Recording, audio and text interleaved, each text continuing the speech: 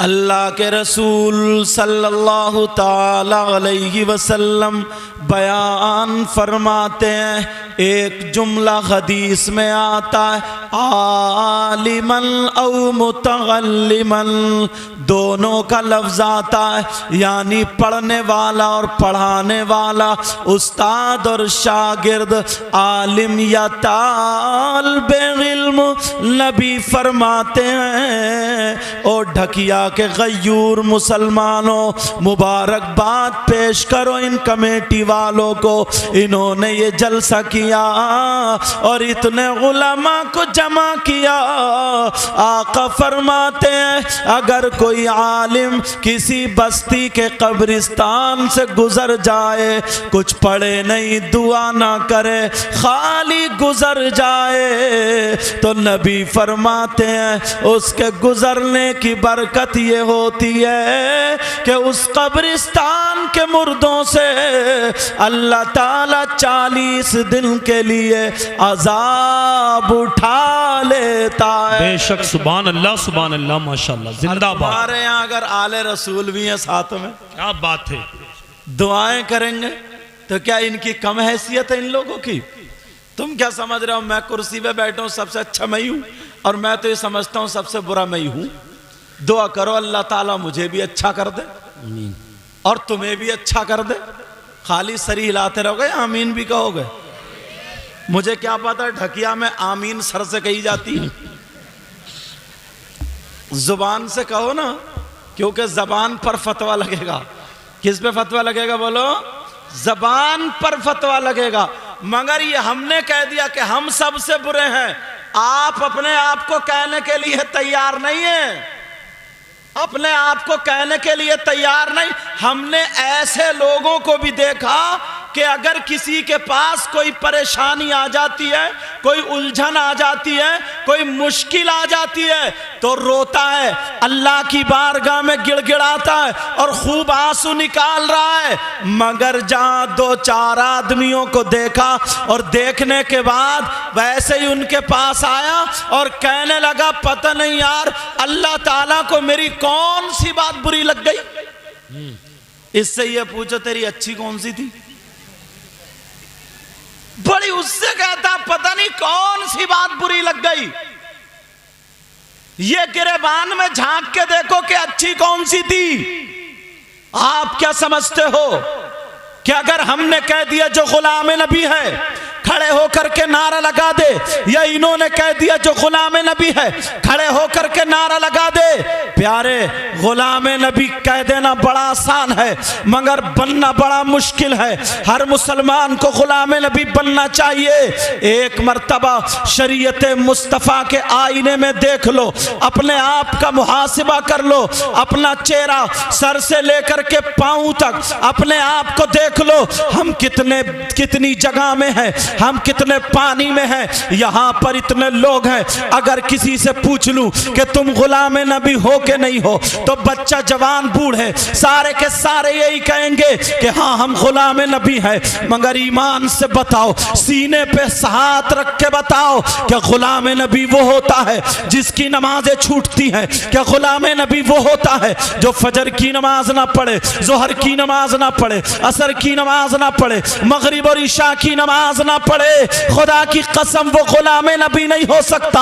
वो चाहे कितने ही नारे लगा ले, चाहे वो कितना ही चीख ले, चाहे वो कितना ही कूद ले, चाहे वो कितना ही फांद ले, कान खोल के सुन लो, मगर अपने आप को गिरेबान में झांक करके बताना पड़ेगा। क्या तुम फजर के नमाजी हो? क्या तुम जोहर के नमाजी हो? क्या तुम असर के नमाजी हो? क्या तुम मगरिब के नमाजी हो? क्या तुम ईशा के नमाजी हो? अपने आप को देखना पड़ेगा।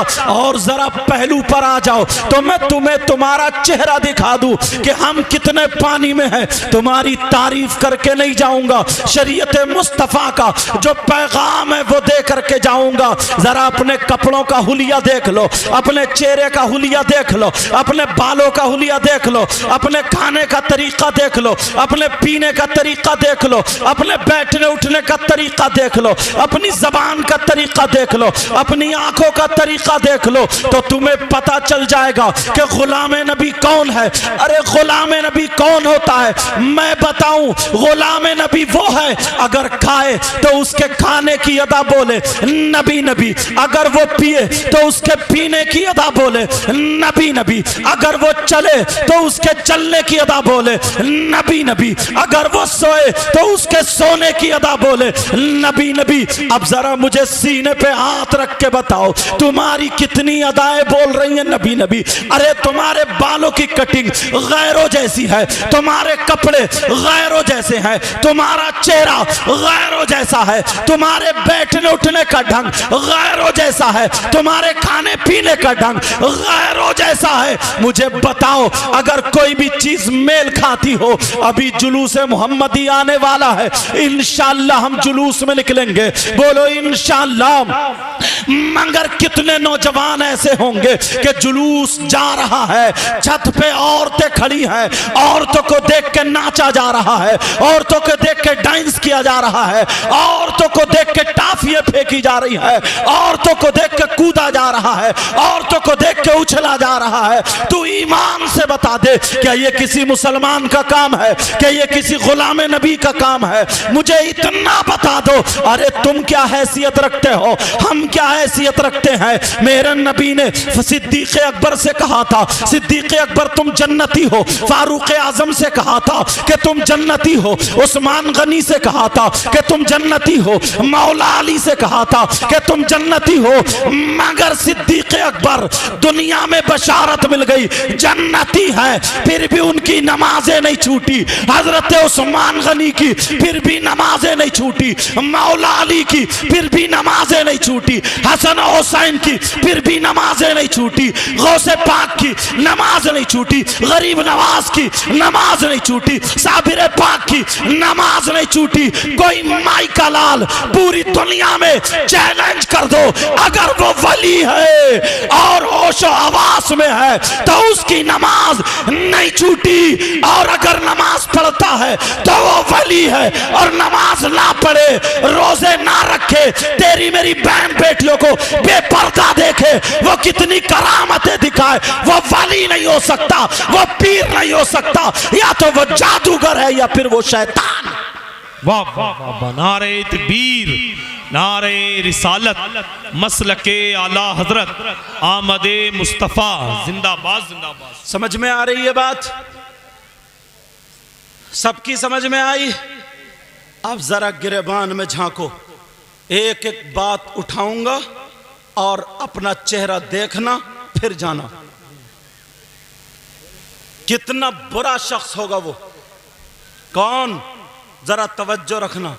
कुछ नौजवान सोच रहे होंगे यार हमें मजा नहीं आ रहा, चुटकुले नहीं कह रहे, जरा सुन लो प्यारे। अब जरा कौन शख्स कितना बुरा?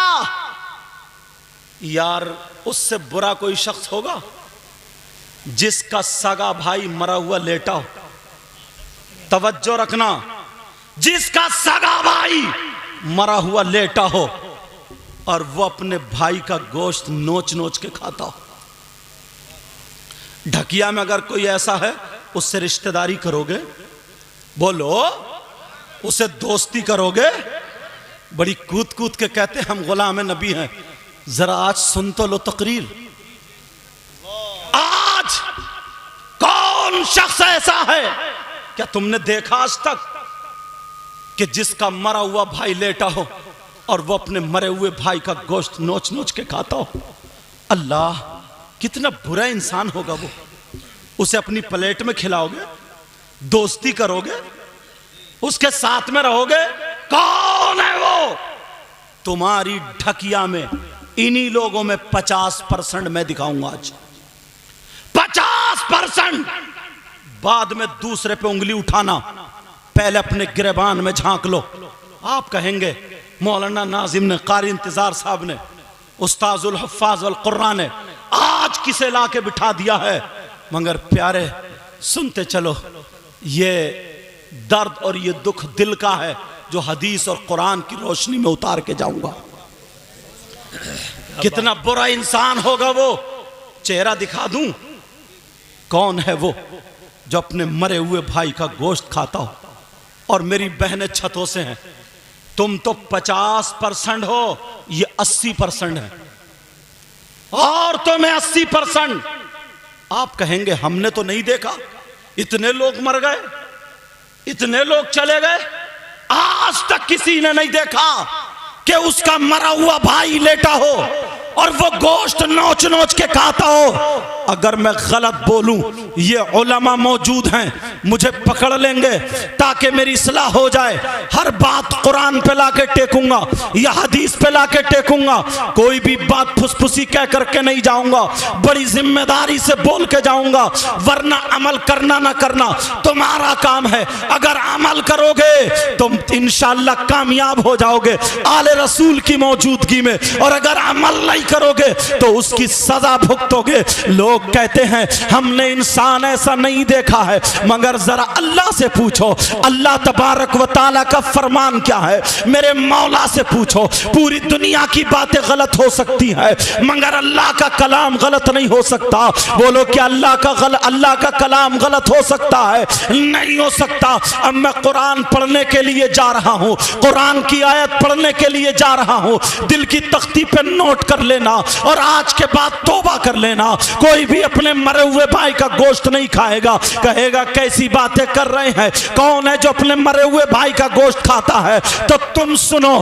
फिर अपने गिरबान में झांकना। अल्लाह फरमाता है बिस्मिल्लाहिर्रहमानिर्रहीम, वला यग़तब बादुकुम बादा अयुहिब्बु अहदुकुम अन याकुला लहमा अखीही मैतन फकरीतुमू। कुरान पाक की आयत है, तर्जमा घर में जाकर के देख लेना, लेकिन फिर भी मैं बताता हूं, इसका तर्जमा सुनो, लेकिन तर्जमा सुनने के बाद तुम्हें तौबा करनी पड़ेगी। अरे कौन है वो जो अपने मरे हुए भाई का गोश्त खाता है? अल्लाह तबारक व तआला फरमाता है जो आपस में एक दूसरे की गीबत करता है, जो एक दूसरे की चुगली करता है, जो पीठ पीछे बुराई करता है। अब जरा गिरबान में झांको, हाजी है मगर बुराई नहीं छोड़ रहा है, हाजी है मगर गीबत नहीं छोड़ रहा है, हाजी है मगर पीठ पीछे बुराई कर रहा है, नमाजी है मगर पीठ पीछे बुराई कर रहा है। तू सोच रहा है मेरी नमाज बचा लेगी, तू सोच रहा है मेरा ये अमल कामयाब हो जाएगा, मगर सुनता चला जा। अल्लाह फरमाता है अगर कोई गीबत करता है, कोई चुगली करता है, कोई बुराई करता है, पीठ पीछे तेरी मेरी बुराई करता है, अल्लाह का फरमान है गीबत करने वाला, चुगली करने वाला, बुराई करने वाला ऐसा है जैसे मरे हुए भाई का गोश्त। जी जी अल्लाह। अब झांको गिरेबान में अपने, चौराहे पे बैठे बड़बड़ बड़बड़ बड़बड़, तेरी बुराई मेरी बुराई, सोचता ही नहीं है कि कोई हिसाब देना है या नहीं देना। कोई हाजी मिला, नमाजी मिला, एक को बनाया और बस उसकी बुराई शुरू। प्यारे जरा एक मर्तबा गिरेबान में झांक ले, मेरे नबी ने बड़ी तकलीफें झेली थी तुम्हारी खातिर, आका ने पत्थर खाए थे वो भी तुम्हारी खातिर, मेरे आका के रास्ते में कांटे बिछा दिए गए, आका तकलीफें बर्दाश्त करते रहे वो भी तुम्हारी खातिर। अल्लाह अल्लाह इतने पत्थर मारे कि खून जिस्म से निकल के जूतियों में भर जाता है, तुम्हारी खातिर मेरे नबी का दांत शहीद होता है, मगर फिर भी तुम्हारे लिए दुआएं कर रहे हैं। और आज उम्मत का ये हाल है, नबी के नारे तो लगाती है, एक मर्तबा गिरेबान में झांक करके देख ले, सुबह से शाम तक तूने कितनी मर्तबा बुराई की है, तूने कितनी मर्तबा गीबत की है, तूने कितनी मर्तबा चुगली की है। ये मेरी बहनें जो छत पे बैठी हैं, अगर 2-3 औरतें इकट्ठी हो जाती हैं, इन बुराई का आलम ये होता है, कोई सास की बुराई, कोई नंद की बुराई, कोई बहू की बुराई, और उन्हें तो छोड़ो, तुम्हारा ये आलम है बुराई करने पे ही आ जाते हैं तो किसी आलिम की बुराई, किसी नमाजी की बुराई, किसी हाजी की बुराई, हत्ता के इमाम तक को नहीं छोड़ते हो। अब बताओ क्या अल्लाह का फरमान गलत हो सकता है? मेरा मौला फरमाता है वला यग़तब बादुकुम बादा अयुहिब्बु अहदुकुम अन याकुला लहमा अखीही मैतन फकरीतुमू। आप आपस में एक दूसरे की गीबत मत करो। गीबत करना ऐसा है जैसे मरे हुए भाई का गोश्त खाना। अरे वो इंसान कैसा होगा जो मरे हुए भाई का गोश्त खाता होगा, उसे प्लेट में नहीं खिला सकते, तो गीबत करने वाले को प्लेट में कैसे खिला रहे हो? गीबत करने वाले से दोस्ती कैसे रख रहे हो? और बास तो इतना आगे निकल गया है, घंटों घंटों न नमाज को जाता है, चौराहों पे खड़े होकर के सियासत की बातें कर रहा है, तेरी बुराई मेरी बुराई, इसकी बुराई और उसकी बुराई। एक मर्तबा गिरेबान में झांक ले। प्यारे, बड़ी जिम्मेदारी से बोल रहा हूं, अगर किसी शख्स ने नमाज नहीं पढ़ी, नमाज ना पढ़ना बहुत बड़ा गुनाह है, बहुत बड़ा गुनाह है, गुनाह अजीम है, इसकी सजा भी बहुत बड़ी है। मगर अल्लाह जब रहमो करम में आएगा तो मेरा मौला माफ कर देगा। लेकिन जब हिसाब का दिन आएगा और अगर तुमने किसी की बुराई की है तो मेरा मौला उस वक्त तक माफ नहीं कर सकता जब तक कि वो बंदा माफ ना कर दे जिसकी के तुमने बुराई की है। आप कहां हो? क्या सोच रहे हो? मेरी बहनें भी सुने। अल्लाह अल्लाह, मेरे नबी की बारगाह में दो औरतें आ जाती हैं, दो औरतें अपने मसाइल लेकर के आती हैं, मेरे नबी से गुफ्तगू कर लेती हैं। आका मुझे ये मसला बता दो, आका मुझे ये जरूरत है। नबी ने फरमाया चुप हो, क्या तुम अपने मरे हुए भाई का गोश्त खा के आई हो? दोनों औरतें एक दूसरे का मुंह देखने लगी और कहने लगी आका कौन होगा जो अपने मरे हुए भाई का गोश्त खा के आएगा? कहा तुम खा करके आई हो। दोनों औरतें कहने लगी आका हमने नहीं खाया है। नबी ने फरमाया तुम गोश्त खा के आई हो। दोनों औरतें एक दूसरे के चेहरे को देख के रोने लगती हैं और कहती हैं कसम है रब्बे जुल जलाल की, कसम है रब्बे काबा की, आका हमने गोश्त नहीं खाया। आज हलाल तो अलग है, मुर्दार तो अलग है, आज हमने हलाल गोश्त भी नहीं खाया है, आका हम सब्जी से खा करके आए हैं। नबी ने फरमाया अरे तुम गोश्त खा के आई हो, चलो उधर जाओ और अपने हल्क में उंगली डालो।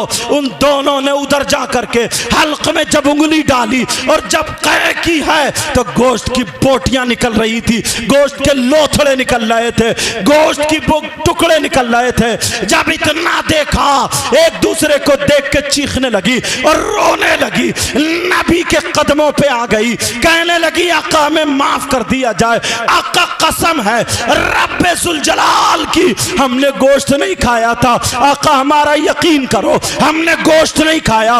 मगर ये गोश्त आया कहां से, ये बोटियां आई कहां से? नबी ने फरमाया अरे मुझे मालूम है, मगर जैसे तुम घर से निकली वैसे ही एक दूसरे की बुराई करती हुई आई हो, गीबत करती हुई आई हो, चुगली करती हुई आई हो। जब इतना कहा बताओ क्या तुमने गीबत नहीं की है? दोनों कहने लगी हाँ का हमने गीबत की है, हमने चुगली की है, हमने बुराई की है। तो नबी फरमाते हैं गीबत करना, चुगली करना, बुराई करना ऐसा है जैसे मरे हुए भाई का गोश्त खाना।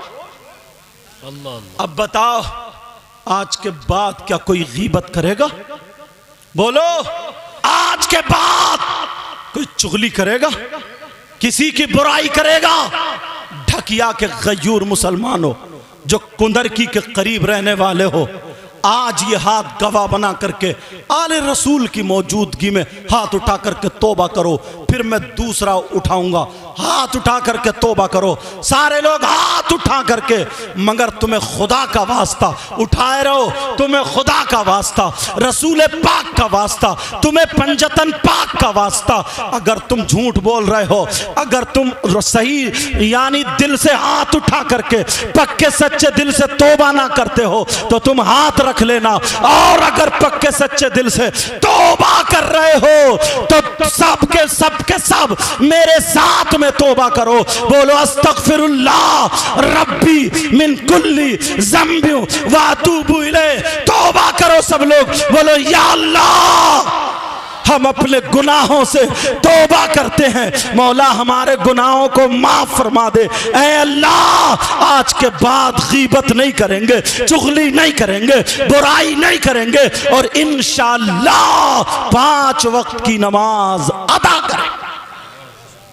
रख लो हाथ। अगर एक की भी दुआ कबूल हो गई, 2-4 की भी दुआ कबूल हो गई, तो तुम्हारी मेहनत और मेरा नजराना दोनों हो गए।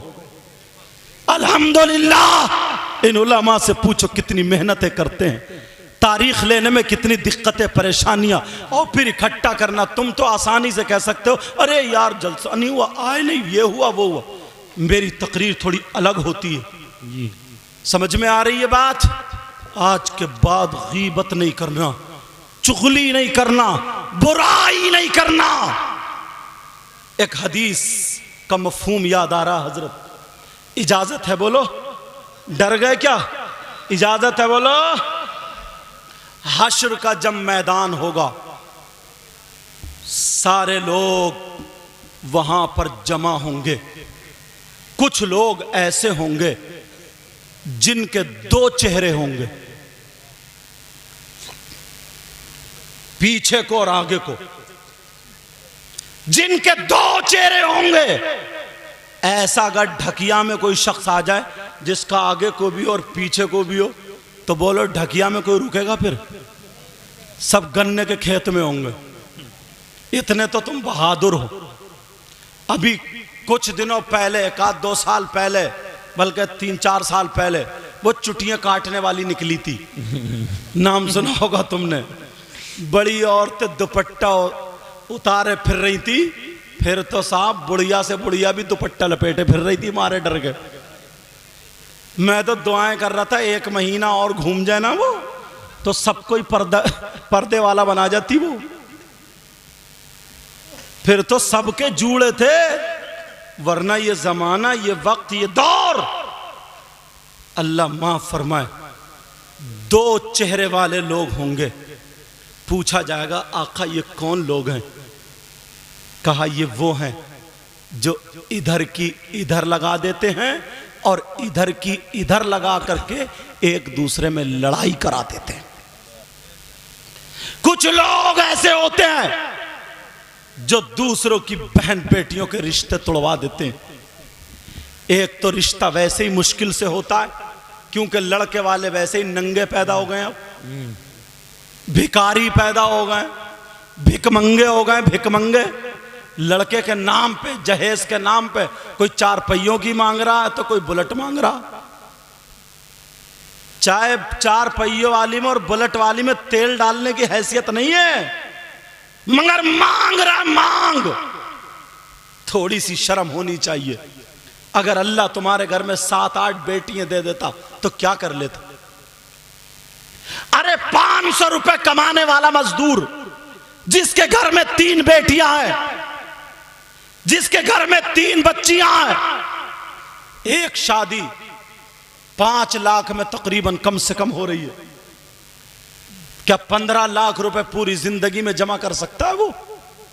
उसके साथ खाना पीना, चाय पत्ती, कपड़े लत्ते, दवाई, ये सारा खर्च है। मकान भी बनाना, उसके बावजूद ये सब करना, और तुमने इतना मुंह फैला दिया कि साहब बुलेट मांग रहे, बुलेट। टांगे पड़ रही हैं टेढ़ी बेड़ी और मांग रहा बुलेट। चला जाने रहा इस कुबड़े से, कूला है इधर, कुब है इधर, बुलेट मांग रहा, बुलेट। जरा सोचने की बात है यार। तुम्हें यही बात अच्छी लगी? अच्छा, कह रहा हूं सोचने की बात है यार। टांगे पड़ रही हैं ऐसे जैसे टिड्डी की, और बोले बुलेट मिली है, बुलेट। अल्लाह के बंदे कुछ तो सोचो यार। वैसे कहते हैं हम नबी के गुलाम हैं। नबी के गुलाम हजरत उमर फारूक आजम थे। बच्चे जवान हो गए। हजरत उमर फारूक आजम 22 लाख मुरब्बा मील का बादशाह था। 22 लाख मुरब्बा मील का बादशाह। बच्चे जवान हो गए। बीबी ने कहा ओ मेरे सरताज, घर में बहू चाहिए, बहू। और तुम्हें क्या चाहिए? बुलेट। और क्या चाहिए? वो परकटी। और कौन सी चाहिए? बेहया। कहा से मेरे सरताज बहू चाहिए। हजरत उमर रात के आखिरी हिस्से में मदीने शरीफ में चक्कर लगा रहे, घूम रहे। क्यों? उनका घूमना और तुम्हारा घूमना अलग है। तुम्हारा घूमना क्या, अगर किसी की बाहर मोटर लगी है वो खोल के भाग गया, किसी का नल था वो तोड़ गया, किसी के ट्रैक्टर की बैटरी खोल के चला गया, क्या यार, तौबा तौबा। और जलसे में आ गए बोले नारे तकबीर, नारे रिसालत, जब सबसे बड़ा गुलाम यही है। जरा सोचो, वो चक्कर इसलिए लगा रहे थे कोई भूखा तो नहीं है, क्या बात, सुभान अल्लाह। कोई परेशान तो नहीं है, कोई मुसाफिर हाजतमंद कहीं चौराहे पर कहीं रोड पर परेशान तो नहीं घूम रहा है। इतना बड़ा बादशाह चक्कर लगा रहा है। क्या बात। एक घर से आवाज आ गई, एक घर से आवाज आई, औरत की आवाज। कहा बेटी, कहा जी मां। तुमने बकरियां दूली? कहा जी अम्मी दूली। अच्छा बेटा, ऐसा करो, दिन निकलने से पहले पहले जितना दूध है इतना ही पानी मिला दो। अगर कोई दूधिया हो तो वो भी सोच ले। 3 मरतबा पानी मिलाता है, 1 मरतबा सरकारी नल पे, 1 मरतबा तालाब में, फिर धान के खेत में। दूध भी कहां तक काम करे। आ गई मेंढक दूध में एक दिन, जब दिया तो गुड़प दे से कूदी। बोले ये क्या? बोले मैं क्या करूं, भैंसी है ऐसा दूध दे रही है। अच्छा, मेंढकी दूध दे रही है। अल्लाह के बंदो, लुकमा सही खाओ। हजरत उमर का जमाना, बहू कैसी हो ये बताऊं। हजरत उमर का जमाना, वो मां बोली बेटी, का जी मां, का बेटी दूध में पानी मिला दे। कहा मां मैं ऐसा नहीं कर सकती, तवज्जो रखो, मैं ऐसा नहीं कर सकती। कहा क्यों? हजरत उमर ने मना फरमाया है, दूध में पानी मिला करके बेचना जायज नहीं है, इसलिए कि पैसे दूध के लिए जा रहे हैं, पानी के नहीं। कहा इसलिए। कहा बेटी एक बात बताओ, हजरत उमर देख थोड़ी रहे हैं, इतनी रात में कोई देख थोड़ी रहा है। मगर बेटी भी कैसी बेटी थी, बेटी ने जवाब दिया, कहा मां हजरत उमर नहीं देख रहे, मगर मेरा मौला तो जानता है, परवरदिगार तो जानता है, अल्लाह को तो मालूम है, वो सब कुछ जानता है। तो फिर वो मां कहने लगी बेटी बता तेरी शादी कैसे होगी, बता तुझसे कौन रिश्ता करेगा, जब मेरे पास 4 पैसे नहीं होंगे कौन तेरा हाथ मांगने आएगा, अरे तेरी शादी रह जाएगी। तो उस लड़की ने जवाब दिया, कहा मां हराम के पैसों से, नाजायज पैसों से मैं शादी करने से बेहतर समझती हूं कि मैं जिंदगी भर कुंवारी रह जाऊं, बगैर शादी के रह जाऊं। हराम और नाजायज पैसों से मैं शादी नहीं कर सकती, जिंदगी भर मैं कुंवारी रह सकती हूं। जी हजरत उमर ने ढूंढ लिया, मिल गई बहू। क्या बात है, सुभान अल्लाह। मिल गई बहू। और तुम क्या ढूंढते हो? अम्मा जाती है बहू देखने, मुचरी यहां तक मुंह पे, इतनी बड़ी झुमकी है, जब तक नहीं मिलती ना तब तक रिश्ता पक्का करके नहीं आती। और जैसे ही झुमकियां मिल गई वैसे रिश्ता पक्का, चाहे कैसी भी हो। मगर सुनो, हजरत उमर अब घर गए, घर जाकर के बीबी से बोले सुनो तुम कह रही थी ना बहू चाहिए, कहां ढूंढ ली, मिल गई। कहा मिल गई कहां? कहा ऐसे ऐसे मैंने एक लड़की को सुना, वो लड़की जो अंधेरे में तन्हाई में गुनाह नहीं कर सकती तो वो किसी के सामने भी नहीं कर सकती, ऐसे ही घर की बहू होनी चाहिए। आज लोगों ने अपनी लड़कियों को पढ़ाना छोड़ दिया, क्यों? उन्हें पर्दे वाली चाहिए ही नहीं। कैसे हालात, कहां से लाओगे ऐसी बहू? यहां से लेकर के यहां तक, बुरा मानने की बात नहीं है, ये तो गांव है ना, गांव। मगर फिर भी 50 घर ऐसे होंगे जिनकी जवान बेटियों पे मोबाइल होगा। क्या होगा बोलो? जवान बेटियों पे मोबाइल। अल्लाह के बंदो थोड़ी सी अकल तो रखो।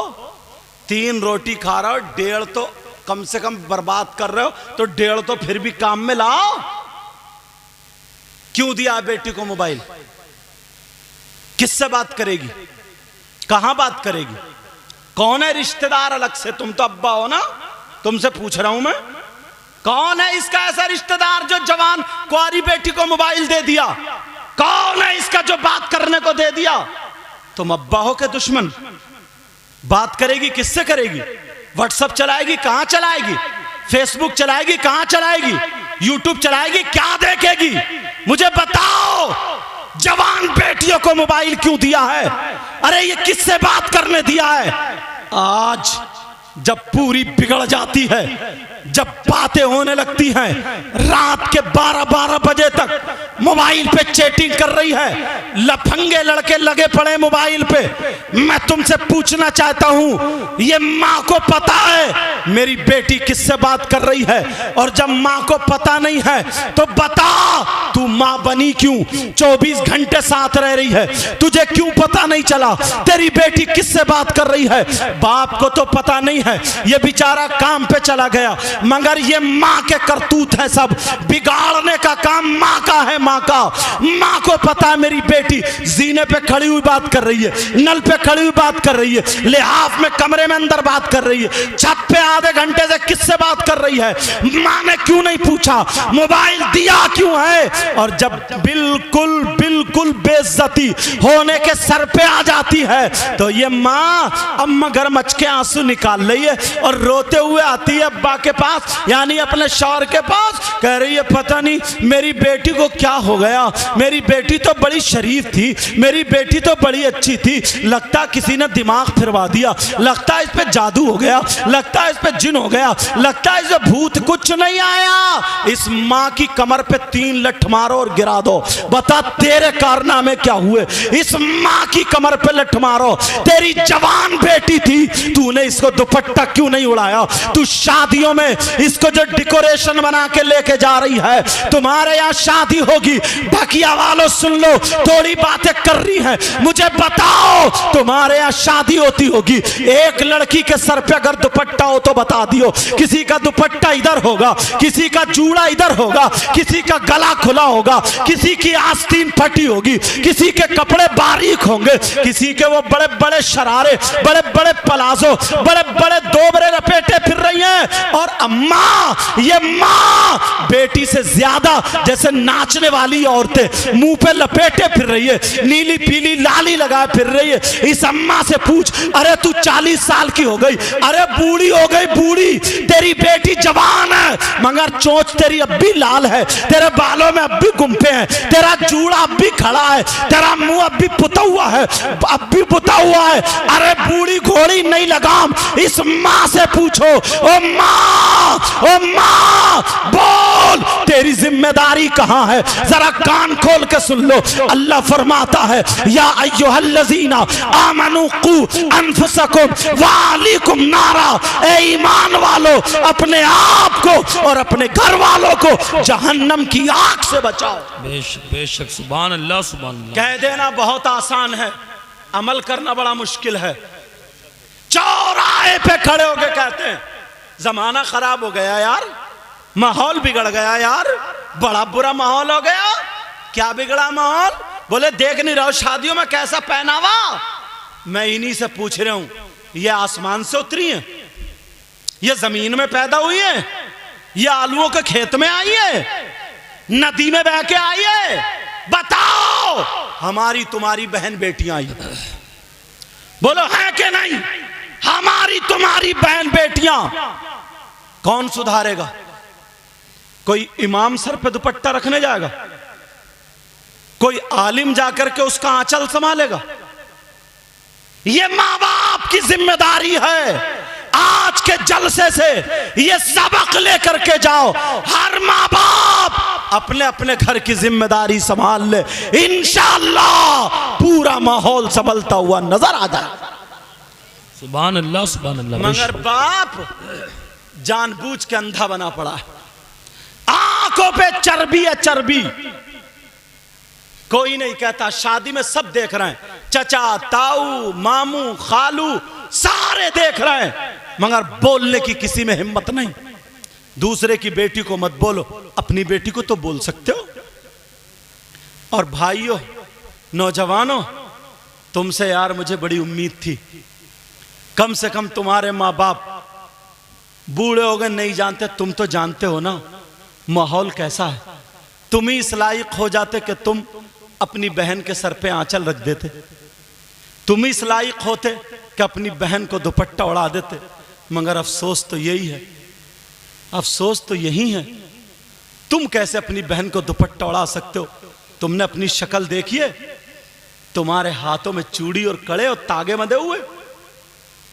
अरे चूड़ी और कड़े पहनने वाला ये भाई कौन से हाथ लाएगा जो अपनी बहन के सर पे दुपट्टा रखे? कानों में कुंडल पहनने वाला भाई अपनी बहन के सर पे कैसे दुपट्टा रखेगा बोल? नाक में नथुनिया पहनने वाला भाई, गले में चैन पहनने वाला भाई, तेरी मेरी बहन बेटियों को छत पे खड़े होकर तकने वाला भाई, मोबाइल से बातें करने वाला भाई। अरे बोल, तेरे यहाँ शादी होती है, कोई प्रोग्राम होता है, ये बड़े बड़े डीजे रख के घोड़ों की तरह कूले मटकाने वाला भाई, नचकैया है नचकैया, ये नाचने वाला भाई कौन से हाथ लाएगा? कहां है तू? अपनी बहन के सर पे आंचल रख दे, कौन रखेगा? नचकैया भाई। अल्लाह, वो सैयदा ज़ैनब थी यार, वो हुसैन की बहन थी जिनकी तबीयत खराब हो गई, उनके शौहर ने दवा ला के दी, तबीयत ठीक नहीं हुई। शौहर बोले चलो मैं तुम्हें हकीम के पास ले चलता हूं, तुम्हारा हाथ पकड़ के मर्ज देख लेंगे और जो दवा होगी वो तशखीस कर देगा, खा लोगी ठीक हो जाओगी। हुसैन की बहन बोली नहीं, मैं गैर मर्द के हाथ में हाथ नहीं दूंगी, मैं उसके सामने नहीं जा सकती। कहा तुम हाथ मत देना, लेकिन पर्दे से चलो तो मैं जा रहा हूं तुम्हारे साथ में। इस्लाम इतनी इजाजत देता है, तबीयत ठीक नहीं हो रही है। तो वो भाई की बहन थी जिसने ये कहा था कि इस्लाम तो इजाजत देता है, मगर मजबूरी यह है मैं कि हुसैन की बहन हूं, मजबूरी है मैं हसन की बहन हूं, मजबूरी है कि मैं फातिमा की बेटी हूं, मजबूरी है मैं अली की बेटी हूं, मजबूरी है मैं नबी की नवासी हूं। आज तुम्हारी बहन क्यों नहीं कहती? तुम्हें देख के सर पे आंचल क्यों नहीं रखती? तुम नचकइये हो गए, नचकइये। अरे यहूद और नसारा ने तुम्हें छक्का बना दिया, छक्का। तुम नहीं जानते हो, शक्ल देखिए तुमने, अपनी सूरत देखिए, कंगे लगा रहे आप बालों में, कंगे, बाल में कंगे लगा रहा है, बाल में जेल लगा के खड़े कर रहा सेई के कांटों की तरह, बाल लड़कियों जैसे, कानों में कुंडल, नाक में नथुनिया, गले में चैन, हाथ में तागे और वो चढ़े, पूरा जनखा बना पड़ा, पूरा छक्का। अब तू लड़की तो बन नहीं सकता, मर्द है, और मर्द रहा नहीं क्योंकि जेवर पहन लिए। बीच का हो गया, बीच का। बीच का कौन होता? बोलो, कभी ताली बजाते हुआ नहीं मिला तुम्हें? देख लियो मोहल्ले में कितने घोड़े नाच रहे हैं। अगर शादी हो, बियाह हो, तो डीजे रखे और नाच। किसे दिखा रहा कूले? ये गानों पे जो कूले मटकाए जा रहा है, किसे दिखा रहा?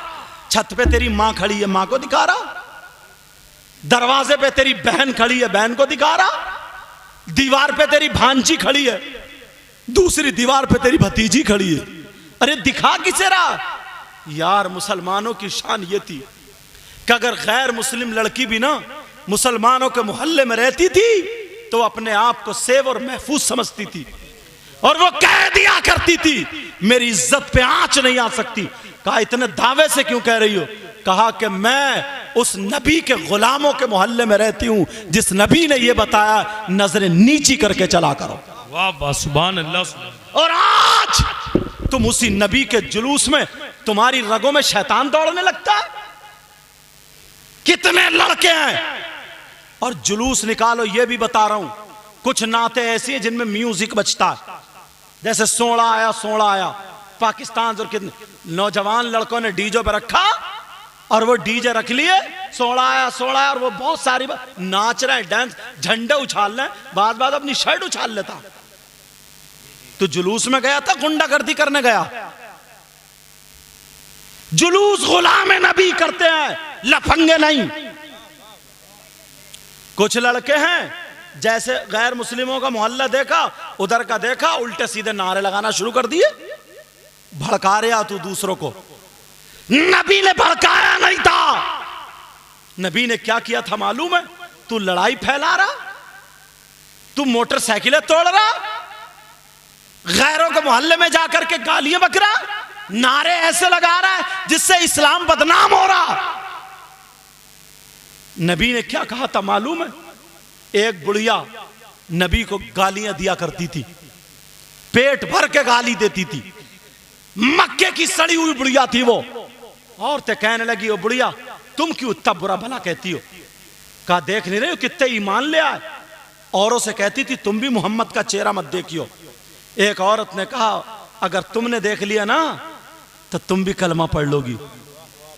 बुढ़िया बोली मैं रहूंगी नहीं, अब मक्के में ही नहीं रहूंगी। बुढ़िया ने रात में बांध ली पुटलिया तगड़ी और उठा के देखा तो उठी नहीं। बुढ़िया कमजोर, माल ज्यादा था, अब उठी नहीं तो सुबह सुबह दरवाजे पे खड़ी हो गई। अरे यार वो पानी है, मेरी तरफ देखो ना, तुम तो ऐसे होठ फेर रहे हो। वो बुढ़िया दरवाजे पे सुबह सुबह खड़ी हो गई कि कोई आए और मेरा ये बोझ उठा दे। देखा तो एक चांद से चेहरे वाला आ रहा, काली जुल्फों वाला आ रहा। उसने आका को देखा नहीं था, वही आका आ रहे हैं। देख के कहने लगी बेटा तुम मक्के में रहते हो? कहा जी माई मक्के में रहता हूं। लड़ गए क्या पानी पे? अच्छा तवज्जो रखो बेटा, तवज्जो। कहा बेटा इतने अच्छे लोग भी मक्के में रहते हैं, तुम कहां रहते थे? तुम ऐसे हो तो तुम्हारी मां कैसी होगी, तुम्हारा बाप कैसा होगा? अल्लाह बेटा बातें मत करो बेटा, आराम से बोलो। कहा तुम्हारा बाप कैसा होगा? कहा माई काम बताओ। कहा बेटा मेरा वो बोझ है वो उठवा दोगे? नबी बोले मैं तो आए इसीलिए हूं। गए और जाकर के देखा तो वो जब बोझ उठाया तो वजन तो बहुत था, मगर नबी के सामने क्या हैसियत। नबी ने उठा लिया और बुढ़िया को देखा, बुढ़िया कमजोर। कहा माई अगर रख दिया तो बचोगी नहीं, सर पर रख दिया पिचक जाओगी। कहा माई सुनो, अगर इजाजत हो तो मैं अपने सर पे रख लूं, तुम कमजोर हो, बोझ ज्यादा, जहां कहोगी वहां छोड़ के आ जाऊंगा। कहा बेटा रख ले। और रखने के बाद कहा बेटा इतने अच्छे मक्के में लोग हैं, इतने शरीफ, और एक वो मोहम्मद नाम का मेरे आका को गाली देना शुरू कर दी। मेरे नबी ने बोझ रख लिया, एड्रेस जो बताया, आगे आगे चलते जा रहे हैं, बढ़ते जा रहे हैं, और बुढ़िया पीछे पीछे गाली देती जा रही है। नबी को खूब कोस रही है, गालियां दे रही है और कह रही है बेटा तू जानता है मोहम्मद को, तू भी मत मिलिए। सुना अगर जो मिल लेता है ना वो कलमा पढ़ लेता है, बड़े लोग ईमान ले आए। मेरे नबी गाली सुनते जा रहे हैं, चलते चले जा रहे हैं, सुनते जा रहे हैं, चलते चले जा रहे हैं। वहां पर पहुंच गए जहां पर पता बताया था, तो मेरे नबी ने बोझ उतारा रख दिया। कहा माई लो अब मैं चल रहा हूं। बुढ़िया बोली नहीं, मक्के की रहने वाली हूं बेटा, मैं तुझे मजदूरी दूंगी, ऐसे जाने नहीं दूंगी। कहा माई मजदूरी नहीं लेता। जब इतना कहा, उस बुढ़िया को क्या पता था, ओ बुढ़िया किससे बातें कर रही हो? अरे मजदूरी किसे दे रही हो? दुनिया तो खाती इन्हीं के नाम का सदका है। अरे सब कुछ इन्हीं के सदके में तो है, सब कुछ इन्हीं के सदके में बना है। अब बुढ़िया कहने लगी नहीं बेटा, अच्छा जा तो रहा है, लेकिन जाते जाते एक बात बता दे बेटा, तेरा नाम क्या है? नाम बता दे। जब मक्के के लोग मक्के की बुराई करेंगे तो मैं तेरी मिसाल पेश कर दूंगी, मैं तेरा नाम बता दूंगी। तेरा नाम बता करके मक्के की खूबसूरती में 4 चांद लगा दूंगी। नबी ने सोचा पोल खुल जाएगी। नबी ने कहा नहीं बूढ़ी माँ, नाम का क्या करोगी? काम हो गया, मुझे जाने दे। कहा बेटा अगर जिंदा रही और तेरी माँ हुई तो तेरे माँ के कदम एक मर्तबा जरूर चूमूंगी। बेटा तू ऐसा है तो तुझे जन्म देने वाली तेरी माँ कैसी होगी, मेरे लाल नाम बता दे। मेरे नबी कह रहे नहीं माई। तो फिर कहा बेटा ऐसे जाने नहीं दूंगी, पहले नाम बताना पड़ेगा।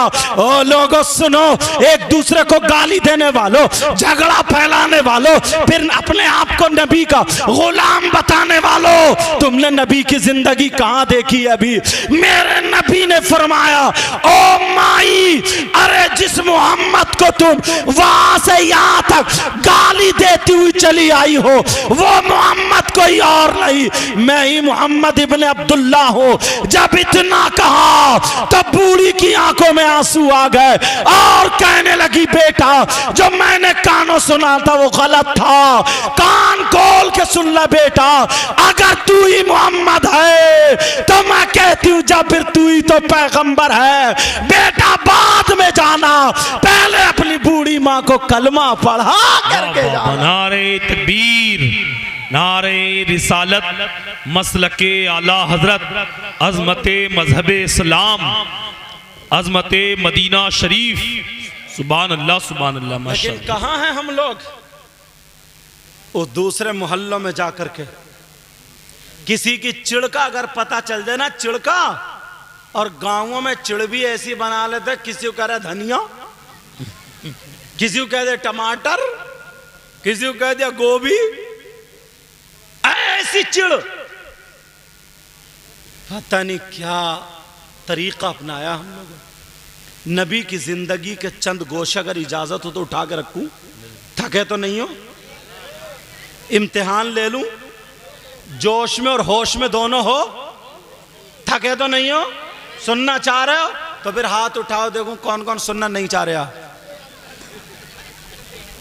अच्छा, मुझे पता चल गया ढकिया के लोग कितने होश में रहते हैं।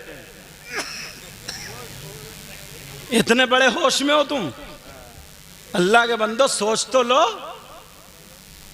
एक मौलाना साहब कह रहे थे जी, मतलब ये पता नहीं है कहाँ सुभान अल्लाह कहना, कहाँ हाथ उठाना, कहाँ नहीं। एक मौलाना साहब बोले फला साहब की अम्मा का इंतकाल हो गया, नीचे से एक भाई बोले सुभान अल्लाह। अल्लाह के बंदो ये तो देखो कि सुभान अल्लाह कहाँ कहना, मगर ये भी हमने ही तुम्हें सेल्फ स्टार्ट किया। मौलाना लोगों ने, शायरों ने, नाजिमों ने, वो भी सब मौलाना नहीं है, समझे कि ये वाला हाथ उठाओ, ये वाला हाथ उठाओ, ये वाला, तो तुम सेल्फ स्टार्ट हो गए हो। थोड़ा सा इशारा मिले कड़ाक से हाथ इसलिए उठवाते हैं ताकि ये हाथ गवाह हो जाएं। हाथ हश्र के मैदान में गवाही दे, मौला अच्छे काम के लिए हमें इस्तेमाल किया था। अच्छा माशाअल्लाह बरकत फरमाए। बच्चा बताना है, बोला काट दिया ना तागा मैंने। कोई बात नहीं, अच्छी बात है यार। अब देखो कितना अच्छा लगा, अभी तो बातें लोगों तक पहुंची नहीं, कितने लोग हैं यार। अब नबी की जिंदगी का एक बाब रखूं, थोड़ा सा सुनना चाह रहे हो, सीरत पे आ जाऊं यार।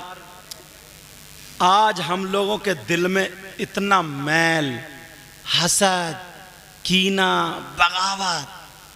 ईद को मिलने, ईद आती है ना, ईद ऐसे मिलता जैसे सरकारी बकरे मिल रहे हैं, खूब मिलेगा, खूब मिलेगा ईद।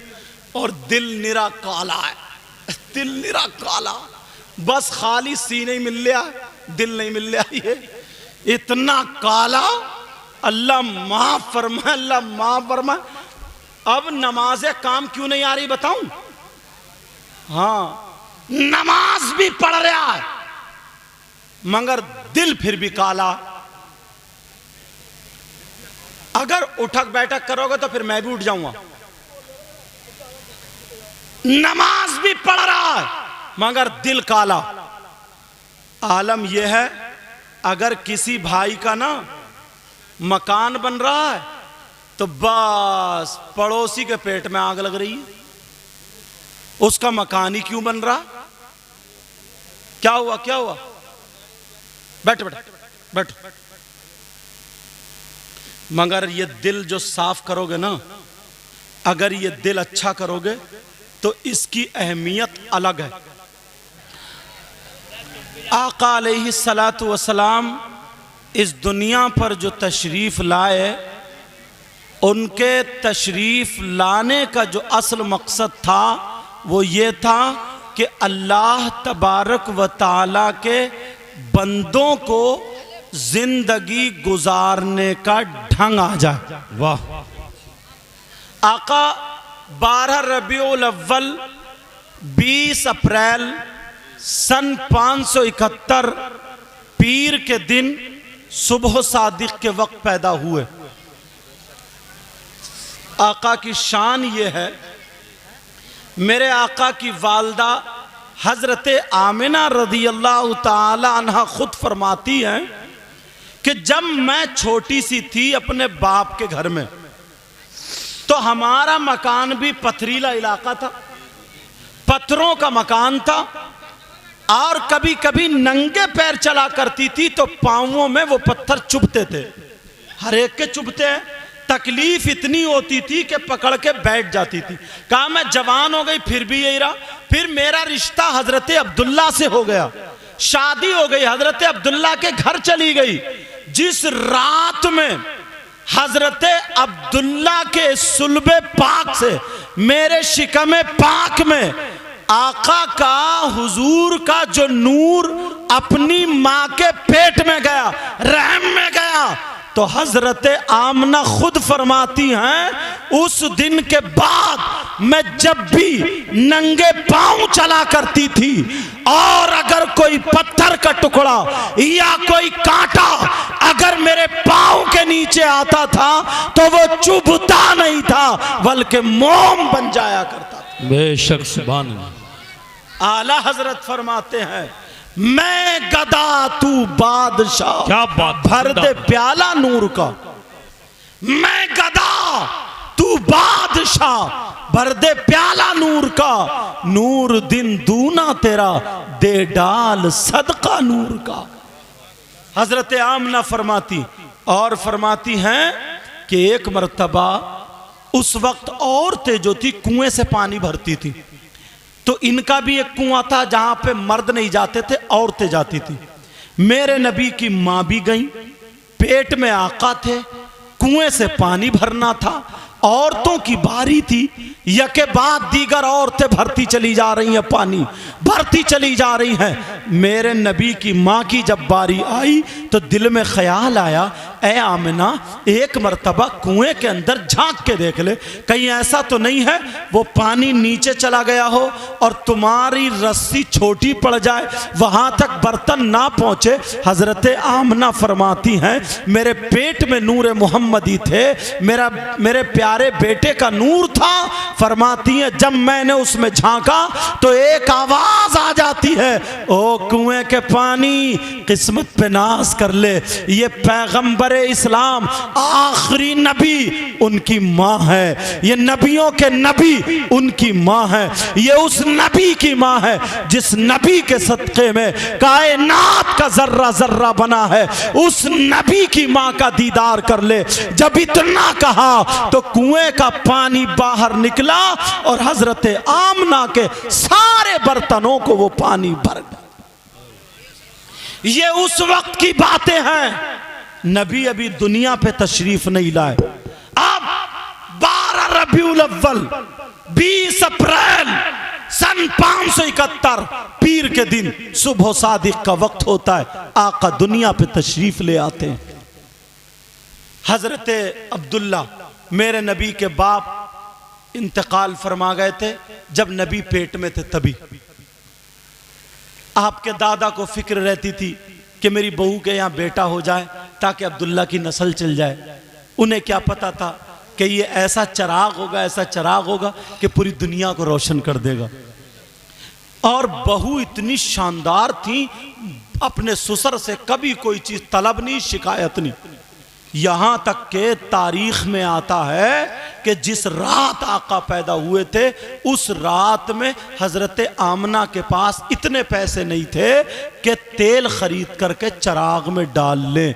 अल्लाह अल्लाह, नबी जब पैदा हुए आपके दादा अब्दुल मुत्तलिब को जब पता चला, खाना काबा में थे, वो दौड़ते हुए आए, कहा बेटी बहू आमना मुझे पता चला है, क्या अब्दुल्ला की निशानी हुई है, बेटा हुआ है? कहा अब्बा जान ऐसे ही हुआ है।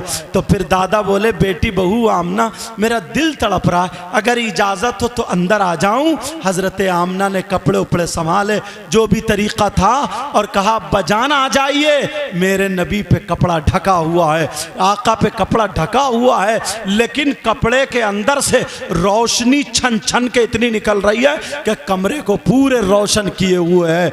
हज़रत अब्दुल मुत्तलिब ने जब देखा और देखने के बाद कमरा रोशन था तो फिर सोचने लगे चिराग किधर जल रहा, इधर देखे ऊपर देखे नीचे देखे, चिराग कहाँ जल रहा है, मगर चिराग कहीं नहीं है। इतने में मेरे नबी ने पाँव हिला दिया, जब पाँव का अंगूठा कपड़े से हिला तो रोशनी फैल जाती है, रोशनी फैली, तभी समझ जाते। कहा बेटी बहू आमना मुझे मेरे लाल को दिखा दे, देखने को तबीयत चाह रही है, मैं देख तो लूं मेरा पोता मेरी तरह है या अपने बाप की तरह। आमना बताओ किसकी तरह है, अगर मेरे नबी की कोई मिसाल हो तो आमना मिसाल दे, मेरे नबी तो बेमिसाल थे। कहा अब्बा जान लो, हजरत आमना धीरे धीरे खोलती जा रही है और रोशनी बढ़ती जा रही है, कपड़ा हटाती जा रही है, रोशनी बढ़ती जा रही है। दादा ने सीने से लगाया और लगाने के बाद कहा बेटी बहू आमना अगर इजाजत हो तो मैं इसे लेकर के जाऊं। वो लोग जो मीलाद पर फतवा लगाते हैं, वो लोग जो मीलाद को गलत बताते हैं, मीलाद को गलत बताते हैं, तो उनसे कहना नबी के दुनिया पे आने के बाद सबसे पहले जिसने मीलाद पढ़ा, जिसने मीलाद कहा, उस पे जाके फतवा लगाओ और जहन्नम में चले जाओ। कहा कौन है वो, सबसे पहले नबी का मीलाद किसने पढ़ा? ये भी सुन लो, नबी के दुनिया पर तशरीफ लाने पर, हजरत दुनिया के तशरीफ लाने पर अल्लाह अल्लाह मेरे नबी गोद में है दादा की। अब दादा चलते चले जा रहे हैं, कहीं और नहीं गए, सीधे खाना काबा के पास जाते हैं। जैसे ही खाना काबा पर गए, जितने बुत थे थर थरा करके गिर जाते हैं। मेरे नबी के दादा ने जब एक कदम खाना काबा के अंदर रखा और एक कदम बाहर है, खाना के दरो दीवार मीलाद पढ़ने लगा, कहने लगा जान नबीजुल मुख्तार, वलिदन नबीजुल मुख्तार, बाइख्तियार नबी आ गया, बाइख्तियार नबी पैदा हो गया। खाना काबा की दरो दीवार कह रही थी अस्सलातु वस्सलामु अलैका या रसूल अल्लाह। अरे नबी पे मीलाद पढ़ा जा रहा है, सबसे पहला मीलाद नबी पे अगर किसी ने पढ़ा तो वो खाना काबा है। इन लोगों से कहो जाओ, अगर तुम्हें फतवे लगाना है तो खाना काबा पे फतवे लगाओ और सीधे जहन्नम में चले जाओ। जी जी। कुछ लोग अगर घर पे झंडी लगाते हैं उन्हें भी तकलीफ होती, मगर बात का यार हमें पता चलना चाहिए ना, खाली लड़ना झगड़ने से काम थोड़ी चलेगा कि ये झंडी क्यों लगाते हैं, कहां से साबित है, पता चलना चाहिए ना। घरों पे हरे हरे झंडे लगाते हैं नहीं लगाते हैं? बोलो सुनना चाह रहे हैं नहीं? पता चलना चाहिए। नबी की पैदाइश के मौके पर हजरत आमना खुद फरमाती हैं, कहती हैं हजरत जिब्रील आ जाते हैं 3 झंडे लेकर के। कितने बोलो? हजरत आमना फरमाती हैं 3 झंडे लेकर के हजरत जिब्रील आए, एक मशरिक में और एक मगरिब में और एक खाना काबा की छत पे। सारे जहान को घेर दिया, मशरिक में मगरिब में बीच में खाना काबा की छत पे। अब इन लोगों से कहना जो झंडों पे फतवा लगाते हैं, कहना हम पे फतवा मत लगाओ, जिब्रील पे लगाओ अगर दम है तो। सबसे पहले नबी की पैदाइश पर अल्लाह ने हजरत जिब्रील के जरिए झंडे लगवाए। तो अब बताओ आओ, अल्लाह को ये पसंद था, झंडे लगवाए तो हम तो वो काम करेंगे जो अल्लाह को पसंद हो, रसूलुल्लाह को। सुभान अल्लाह माशाअल्लाह, बेशक जिंदाबाद चाहे जिंदाबाद। किसी के पेट में दर्द हो या आंत फटे, यार पता नहीं कैसे कैसे लोग हैं। और अच्छा सब नहीं है हजरत, सब नहीं है, कुछ को तो पता ही नहीं है, कुछ को पता ही नहीं है। ऐसी ऐसी बातें निकालते हैं, ऐसी ऐसी बातें लाएंगे निकाल के, जिससे नबी की कुछ ना कुछ बुराई की तरफ जा रही होगी। कुछ लोग ऐसे होते, छूटते ही बोल देते, छूटते ही, अरे यार तुम नबी से क्यों मांगते हो, कह देते नहीं कहते, बोलो। और यार बांटने वाले कौन है बताइयो, तकसीम करने वाले कौन है? आका हैं, आका कासिम है, कासिम नेमत है आका, आका बांटते हैं। तो जो बांटने वाला है हम उससे नहीं लेंगे तो क्या इनके अब्बा से लेंगे क्या? जरा सोचने की बात है। छोटी छोटी बातों पे, जरा जरा बातों पे लड़ाई झगड़े। किसी ने अपने घर पे रोशनी कर ली, किसी के घर पे उजाला। अगर 12वीं शरीफ पे तो कि ये बताओ तुमने ये उजाला क्यों लगाया, ये रोशनी क्यों? और बाज तो इतना बड़ा जाहिल है, सीधे ये कहता कुरान और हदीस में दिखाओ, कुरान और हदीस में। बोले 11वीं शरीफ कुरान और हदीस में सुनाओ, दिखाओ। यार सोचने की बात है, कुरान कितनी पहले नाजिल हुआ और गौसे पाक 400 साल के बाद पैदा हुए, कमोबेश। फातिहा का जिक्र कुरान में है, ईसाले सवाब का जिक्र कुरान में है, और 11वीं में क्या होता है? यही तो होता है। और बहुत सारे लोग ऐसे, अगर खाने पे फातिहा पढ़ दी जाती है ना तो वो खाते ही नहीं। कुछ लोग हैं ऐसे, उनसे एक मीठे अंदाज में पूछना चाहता हूं, सुनोगे? खत्म कर दूं? अच्छा हाँ कोई बात नहीं, सुनो। खाते नहीं है भाई, क्यों नहीं खा रहे हो? फातिहा में क्या पढ़ा जाता है? 3 मरतबा दुरूद शरीफ, 1 मरतबा अलहम्द शरीफ, 3 मरतबा कुल हुवल्लाह शरीफ। और अगर 5 आयात जिसको बोलते हैं अपने हिंदुस्तान का जो रिवाज है, कुल या अय्युहल काफिरून, कुल हुवल्लाह, कुल औज़ु बिरब्बिल फलक, कुल औज़ु बिरब्बिन नास, अलहम्द, अलिफ लाम मीम, व इलाहुकुम दुरूद और अला इन्ना औलिया अल्लाह। ये सब कुरान है। यार कुरान अगर जिस पे पढ़ जाए वो बाबरकत होता या बेबरकत होता? बच्चा अगर रोने लगे और बच्चे पे पढ़ के फूंक दो, अब इससे कहिए बच्चे को हाथ मत लगाइए, कुरान पढ़ गया। खाना पहले से खा रहा तू बगैर फातिहा का, बिरयानी भी पागा का, फातिहा पढ़ गई तो कुरान से नापाक हो गई क्या? अकल तो देखो, कुरान से नापाक हो गई? अरे किसी को गालियां दी हैं क्या? कुरान पढ़ा है क्या? कुरान पढ़ने से नापाक? कुरान पढ़ने से और शिफा बन गई। अगर किसी के पेट में दर्द हो, कुरान की आयत पढ़ के खजूर खिला दो। किसी के सर में दर्द हो, कुरान की आयत पढ़ के पानी पिला दो। किसी को बिच्छू काट ले, सांप काट ले, बुखार हो, कोई बीमारी हो, वईदा मरितु फहुवा यशफीन या सलामुन कौलन मिन रब्बिर रहीम 7 मरतबा पढ़ के फूंक दो, सारी दुनिया की बीमारियों का इलाज। बेशक सुभान अल्लाह माशाअल्लाह। वनुनज़्ज़िलु मिनल कुरआनी मा हुवा शिफा। कुरान को अल्लाह फरमाता हमने नाजिल किया शिफा के लिए। मगर हाँ एक बात है यार, जिस खाने पे अगर बिस्मिल्लाह पढ़ दी जाती है अल्लाह का नाम, तो शैतान नहीं खाता। अब फैसला कर लो तुम खुद ही, इतने तो पढ़े लिखे हो गए। मैं तो नहीं कह सकता, तुम भी मत कहो। भूले हुए हैं, भटके हुए हैं, इन्हें पता नहीं है। समझ में आ रही है? इन्हें पता नहीं है, भूले हुए भटके हुए। झगड़े फैला रखे यार, इसी बात पे झगड़े। एक कहता भाई तीजा बताओ, 10वां बताओ, 40वां बता, इसमें होता क्या? ईसाले सवाब है। एक थोड़ी लाइन लगा देंगे, लाइन।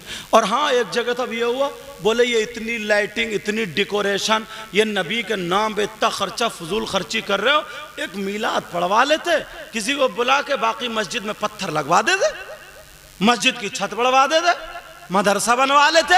कुछ लोग ऐसे भी कहते हैं।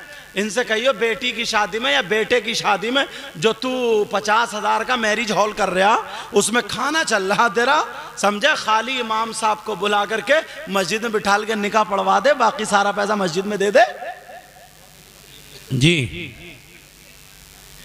तो चुपके से समदन को कुंडल दे रहा, कुंडल, जैसे कि समदन का निकाह हो। समधी को दे रहा सोने की अंगूठी, जबकि मर्द को सोने की अंगूठी पहननी जायज नहीं है।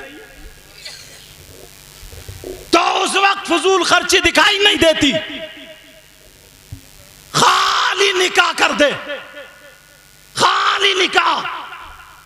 10 लाख रुपए उठते हैं दोनों तरफ की शादी में, 1 लाख चलो खर्च कर लो, बस 40 या 17 या 7 फकीरों को बुला के खिला दो और निकाह कर दो मस्जिद में। सबसे बेहतर निकाह सादा, मिट्टी के बर्तन दे दो, 1 लाख में ये सारा काम निबट जाएगा। 7 लाख इकट्ठे करके मस्जिद को दे दो।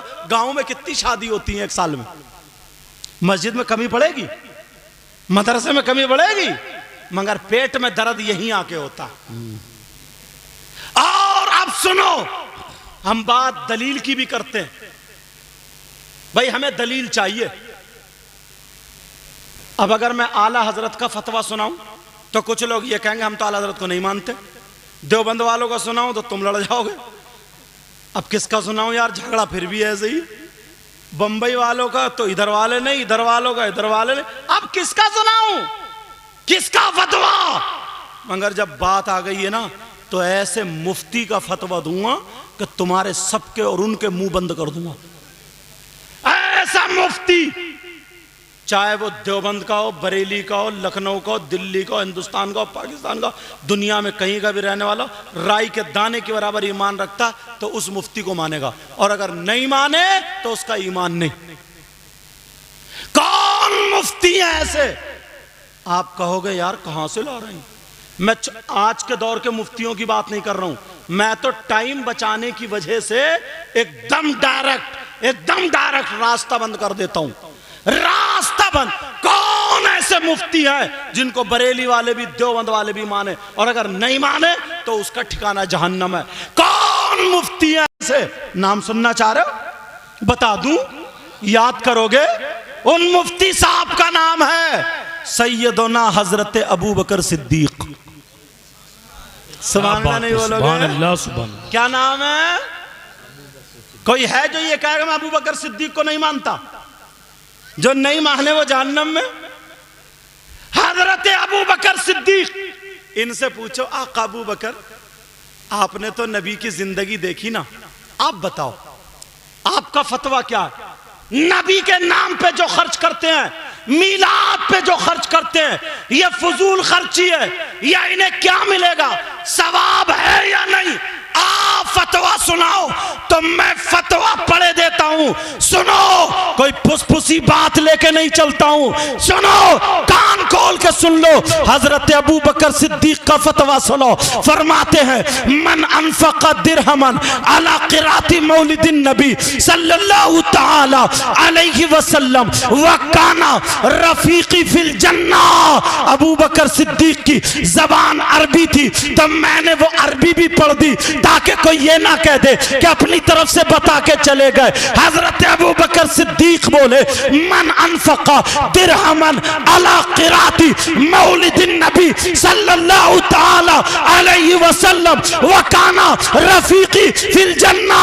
फरमाते हैं जो नबी के नाम पे, नबी के मीलाद पे अगर 1 दिरहम भी, 1 रुपया भी खर्च करता है तो वो जन्नत में मेरा साथी होगा, वो जन्नत में मेरा पड़ोसी होगा। वाह वाह वाह, सुभान अल्लाह, सुभान अल्लाह, जिंदाबाद। अब बताओ तुमने ये काम अच्छा किया या गलत? बोलो। मैं अगर आला हजरत का या इनका किसी का बताया तो लोगों के मुंह टेढ़े फिर भी रह जाते। मैं बात ही नहीं करता हूं, वहां से लाऊं कि सबके दरवाजे बंद। यार फतवों की दुनिया में आ गए हो ना, तो एक मुफ्ती साहब को पेश करना और चाह रहा हूं, इजाजत है? इनसे भी पूछ। अरे यार इन मुफ्ती साहब का भी जवाब नहीं है, नाम सुनोगे तो पीछे वालों तुम भी मचल जाओगे। इजाजत हो तो बता दूं इन मुफ्ती साहब का नाम? इनका नाम है सैयदना हजरत उमर फारूक आजम।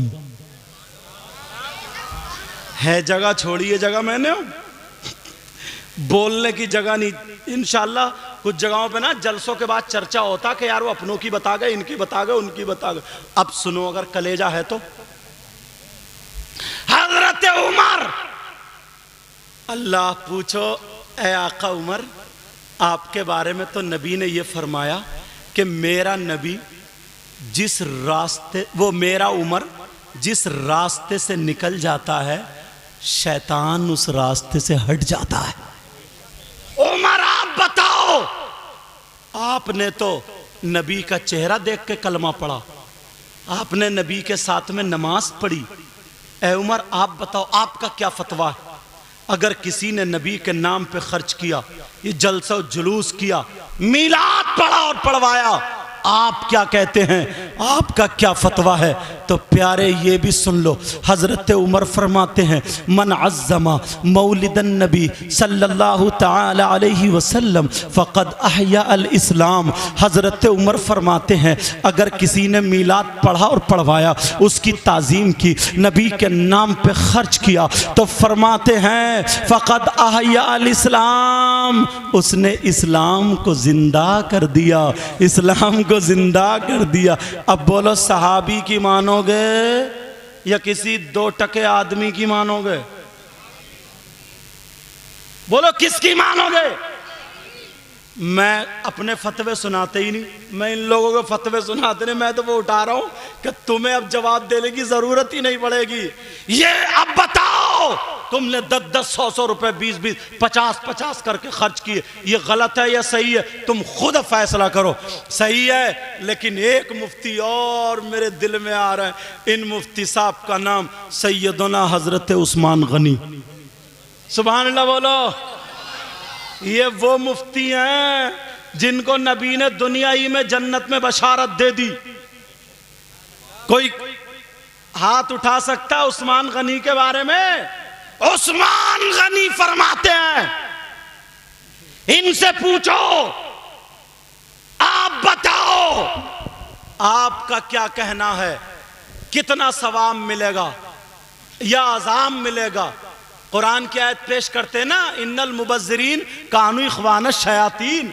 ये फजूल खर्ची में नहीं है, मोहब्बत में है, मोहब्बत में। अब सुनो, हजरत उस्मान गनी फरमाते हैं, इनका फतवा और सुन लो। फरमाते मन अनफका दिरहमन अला क़िराती मौलिदिन नबी सल्लल्लाहु ताला अलैहि वसल्लम फकअन्नमा शहीदा ग़ज़वता बदर व हुनैन। हजरत उस्मान गनी फरमाते हैं अगर जिसने नबी के मीलाद पे खर्च किया, जिसने मीलाद पढ़ा और पढ़वाया, उसको इतना सवाब मिलेगा जितना जंगे बदर और जंगे हुनैन में शरीक होने वाले को सवाब मिलता है। सुभान अल्लाह, सुभान वाह। और क्या चाहिए ढकिया वालों? वो जो लोग गलत बताते, कहियो डूब मरो एक चुल्लू भर पानी में। तुम किसी का भी ऐसा फतवा दिखा दो, हम जब कहते हैं ना तो दलील रखते हैं, दलील रखते हैं। हजरत उमर फरमाते फ़कअन्नमा शहीदा ग़ज़वता बदर व हुनैन, बदर और हुनैन में शरीक होने वाले को जितना सवाब मिलता, इतना ही नबी के नाम पे खर्च करने वाले को सवाब मिलता। आप सुनो, जंग बदर और हुनैन में शरीक होने वाले को कितना सवाब मिलता, ये भी सुनो। आका फरमाते हैं अल्लाह की राह में 100 ऊंट, करीब 100 ऊंट ज़बा करो, और जंग बदर में एक कदम जमीन से उठा करके जमीन पर रखने में 100 ऊंटों के बराबर सवाब मिलता। कितना सवाब! अल्लाह, आखिरी मुफ्ती पेश कर रहा हूं, और ये मुफ्ती इतने लाजवाब हैं, दामाद पैगंबर फातह खैबर जनाब हैदर अली शेर खुदा मुश्किल कुशा अली मुर्तज़ा, हमारे और इनके दादा मौलाए कायनात हसन हुसैन के बाबा सैयदों के दादा। नबी ने फरमाया अना मदीनतुल इल्मी व अलीयुन बाबुहा, मैं इल्म का शहर हूँ, अली उसका दरवाज़ा। अली ने एक मर्तबा ऐलान कर दिया था, कोई मुझसे कुछ भी सवाल कर ले मैं उसका जवाब कुरान से दूंगा। सुभान अल्लाह बोलो। सारे लोग हक्का बक्का। ये जुमला बोलने वाली जात सिर्फ हजरत अली की थी। सहाबा में चर्चा, अली हर चीज का जवाब कुरान से दे देते, इल्म इतना था। एक यहूदी आ गया, उसने खूब पढ़ाई की, खूब पढ़ाई, मगर उसकी कुचिया डाली थी। क्या थी बोलो? और हजरत अली की भरी हुई थी। कहने लगा अली मैंने ऐसे से सुना। जी। कहा ये बताओ मेरी कुचिया डाली तुम्हारी भरी हुई डाली, इसका जिक्र कुरान में कहां है? कुरान में वला रत्बि वला याबिसिन इल्ला फी किताबिन मुबीन, खुश्को तर हर चीज का बयान कुरान में। तो मेरी डाली और तुम्हारी डाली का जिक्र कौन सी आयत में बताओ? आज का मुफ्ती होता तो खेल गया होता। ये हजरत अली थे। हजरत अली बोले कोई सही बात पूछ ले, ढंग की पूछ ले, तो अपनी कुचिया डाली लिए फिर रहा, सही बात पूछ। उसने सोचा अली से बत नहीं रहा, कहा नहीं ओ लोगों आ जाओ इकट्ठे हो जाओ, अली हार रहे हैं। फिर दूसरी मर्तबा का हजरत अली ने कहा देख अच्छी बात सही बात पूछ, और भी तो बात। फिर उसने 100-200 से इकट्ठे कर लिया, आ जाओ। तीसरी मर्तबा में फिर कहा तो हजरत अली घूम के खड़े हो गए, नहीं मानता तो ले सुन ले, कुरान पढ़ते हो तो पता चलेगा तुम जिंदाबाद कुरान में। मगर कुरान तुम कहाँ पढ़ रहे हो? तुम्हें तो मोबाइल देखने से ही फुर्सत नहीं है, लड़ाई झगड़ों से ही फुर्सत। कुरान में सारी चीजें हैं। कौन सी आयत? हुफ्फाज उलमा भी इस आयत से मजा लेंगे अल्हम्दुलिल्लाह, इजाजत हो तो पढ़ दूं। कौन सी आयत? वो कहने लगा मेरी कुचिया डाली तुम्हारी भरी हुई डाली, इसका जिक्र बताओ। हजरत अली बोले बिस्मिल्लाहिर रहमानिर रहीम वल बलदुत तय्यिब। हजरत अली ने अपनी दाढ़ी पे हाथ फेरा, बोले अच्छी जमीन। क्या तर्जमा? वल बलदुत तय्यिब, बोले अच्छी जमीन यखरुजु नबातुहु बिइज़्नि रब्बी, अपने रब के फजल से अच्छी फसल देती है। सुभान अल्लाह बोलो। तर्जियारी अली है, कहा कि अच्छी जमीन अपने रब के फजल से अच्छी फसल देती है। वल बलदुत तय्यिब यखरुजु नबातुहु बिइज़्नि रब्बी, और उसकी दाढ़ी पे हाथ फेरा, बोले वल्लज़ी खबुस ला यखरुजु इल्ला नकिदा, बोले बंजर जमीन खबीस जमीन फसल नहीं देती, एक दो ठुंड जम जाते हैं। सुभान अल्लाह बोलो। ये अली अगर बयान करने पर आ जाओ हजरत अली के तो रात गुजर जाएगी। ये अली, अब इनसे पूछो। एक मर्तबा एक औरत ने गलत काम कर लिया, पेट में बच्चा, हजरत उमर की हुकूमत का दौर। हजरत उमर ने बुलाया, कहा ऐसा करो इस्लामी एतबार से पहाड़ पे इसको ले जाओ, पत्थर मारते मारते मार डालो, इसको संगसार कर दो। हजरत अली आ गए, इतने में कहा अली ठहर। अली बोले ठहर जाओ। कहा क्या बात? कहा उमर क्या कर रहे हो? अरे बोले ऐसे ऐसे इस्लामिक कानून। बोले नहीं, इसके पेट में जो बच्चा है उसने क्या गुनाह किया, उसका क्या कसूर है? ए उमर, इसका कत्ल तुम्हारे सर पे आएगा। इस मां ने कसूर किया है, पेट के बच्चे ने नहीं। हजरत उमर बोले हाँ, तो फिर इसका रास्ता क्या? अली बोले जब तक इस औरत को एक तरफ हिफाजत से इसको पाला जाए, जब ये बच्चा जन्म दे, बच्चा पैदा हो जाए, बच्चा दूसरी दाई को दे दिया जाए, फिर इसको सजा दी जाए। तो हजरत उमर बोले अगर आज अली ना होते तो उमर हलाक हो गया। ये अली अली अल्लाह समझ, और ख्वाब में तक मदद फरमाते हैं। अभी 5-7 साल पिछली बात है, अमेरिका एक हॉस्पिटल में 2 औरतों के बच्चे पैदा हुए, एक का लड़का एक का लड़की। और जैसे ही पैदा हुए नर्सें जब नहलाने ले गई तो भूल गई किसका बेटा किसकी बेटी। पूछ बेटी किसका बेटा किसकी बेटी, दोनों समझ गए, दोनों बोली मेरा बेटा मेरा बेटा। बेटी कोई कबूल नहीं कर रहा, कोई मशीन नहीं है जो चेक करके बता दे किसका बेटा किसकी बेटी। डॉक्टर परेशान, अब क्या करें। उसमें एक डॉक्टर मुसलमान था जिसका नाम जलालुद्दीन था। डॉक्टरों ने उसको पकड़ लिया, बोले तुम्हारे कुरान में हर चीज का बयान है, या तो वो आयत मिटा दो या फिर बताओ बेटा किसका बेटी किसकी है। उन्होंने कहा कि ठीक है बताता हूं मैं। जब सर्च किया इस्लामिक यूनिवर्सिटी, सबसे बड़ा मदरसा बेटा, पांव समेटो। जब सर्च किया तो आ गया काहिरा यूनिवर्सिटी, जामिया अज़हर आ जाता है। वहां कौन है मोहतमिम, शेख अब्दुल रहमान। अल्लाह, लगा दिया। आजकल नेट का जमाना, हुजूर ऐसे ऐसे मामला है। शेख साहब भी घूम गए, किसका बेटा किसकी बेटी बताओ। ढूंढते रहे नहीं मिला, वुजू बनाया, नफल पढ़े, दुआ की, आका अली मेरी मदद फरमाओ। दुआ करते करते सो जाते हैं, ख्वाब में हजरत अली आकर के कुरान की आयत बता देते हैं। आयत कौन सी, अगर इजाजत हो तो मैं पढ़ दूं। बेटा और बेटी किसकी है तुम्हें क्या पता। अभी तो तुम्हें पता ही क्या चला तकरीरें क्या होती हैं। जरा सा एक बच्चा शोर मचा दे तो भाग जाते हो, चोर आ गए डकैत आ गए। अरे तुम अपना काम कर रहे हो, चोर अपना काम कर रहे हैं। अल्लाह हिफाजत फरमाए सबकी, काम तो दोनों के चल रहा ना। अल्लाह तुम्हारे मालों की तुम्हारी जान की हिफाजत फरमाए, हम सब के माल की और जान की हिफाजत फरमाए। मगर चोर भी गांव के ही हैं ये, जिन्हें पता है जलसा कर लो तुम, कर लो तुम, हम इधर कर रहे हैं जलसा।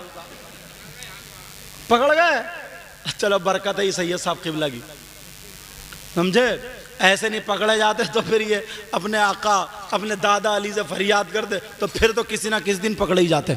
लेकिन सुनो, सुनने की बात है। कौन सी आयत, तवज्जो रखना। सुबह हुई, मिला दिया डॉक्टर जलालुद्दीन, बोले हुजूर पता चल गया।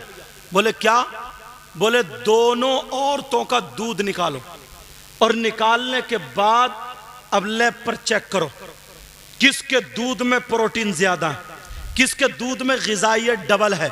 जिसके दूध में ग़िज़ाइयत प्रोटीन जो होता है ना, वो अगर डबल है उसी का बेटा है, जिसमें आधी है उसकी बेटी है। जब दोनों औरतों के दूध निकालने के बाद चेक किए तो एक औरत का डबल था, एक का सिंगल, या एक का पूरा था एक का आधा। जिसका ज्यादा था उसको बेटा, जिसकी कम था उसको बेटी। मगर डॉक्टर गैर मुस्लिम कैसे तसल्ली करे, उन्हें 7 लाख रुपए का इनाम रख दिया। कहा तुम्हारे बच्चों की इन दोनों की पढ़ाई फ्री होगी मगर तुम सच बता दो। हमें कुरान को झुटलाना है, हमें इस्लाम को झुटलाना है। मर गए झुटलाते झुटलाते, मगर कुरान आज भी सच्चा है। कुरान का लफ्ज़ सच्चा है, इस्लाम सच्चा है, मुसलमान सच्चा है, इस्लाम को मानने वाला। अब सुनो, जब कहा कि हाँ बता दो सच, तो जिसकी बेटी थी उसने कबूल कर लिया कि हाँ मेरी बेटी थी, हाँ मेरी बेटी थी। इस्लाम ने भी वही बताया। मगर जलालुद्दीन को रात भर नींद नहीं आई। कहा हजरत वो आयत तो बता दो जिससे तुमने चेक करके बताया, वो आयत कौन सी है। वो आयत हुफ्फाज भी सुन ले, तुम भी सुन लो, मैं बताऊं वो आयत कौन सी है। अल्लाह फरमाता है बिस्मिल्लाहिर्रहमानिर्रहीम, यूसीकुमुल्लाहु फी औलादिकुम लिज़्ज़करी मिस्लु हज़्ज़िल उन्सयैन।